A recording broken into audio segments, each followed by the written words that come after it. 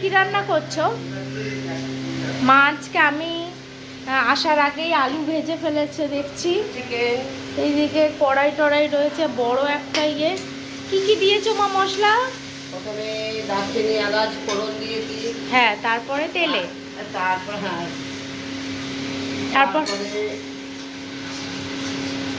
আদা বাটা, রসুন বাটা, লঙ্কা বাটা, টমেটো বাটা সব এক করে অ্যাড করেছি। আচ্ছা, করে মশলাটাকে ভালো করে ফ্রাই করে নেবো। আচ্ছা, করে তারপরে আস্তে আস্তে চিকেনগুলো দেবো। তেল দিচ্ছ কেন? একটু তেলটা কম হয়ে যাচ্ছে, শুকনা শুকনা লাগে। চিকেন ধুয়ে রেখে দিয়েছে মা এখানে, সব গোছানো, সব কিছু দিয়ে দিয়েছি। এবার মশলাটাকে কষাচ্ছে আরো করে কষিয়ে নেবো। মা তুমি কি রাগ করেছো আজকে?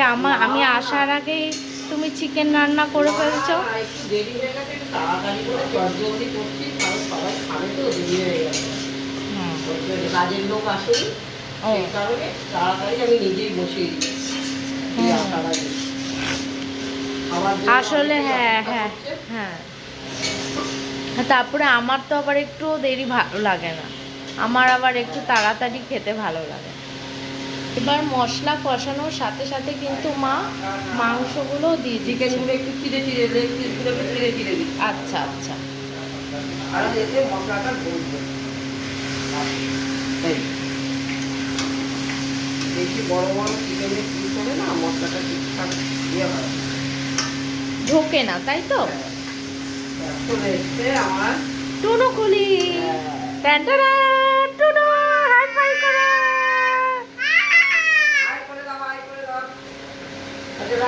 Hi fi.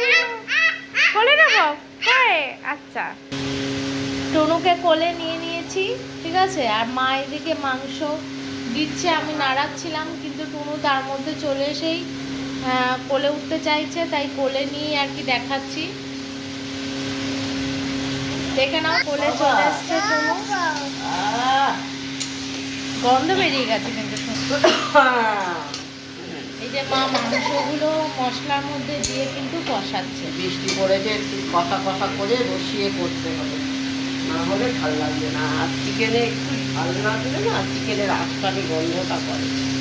যদিও সবাই ঝাল খেতে পারে না, তাদের জন্য তো ঝাল বেশি দিলে হবে না, তাদেরকে একটু গ্রেভিটা কম দিতে হবে। তাদেরকে একটু, তারা একটু মাখিয়ে মাখিয়ে খাবে, কম গ্রেভি দিতে হবে। আচ্ছা,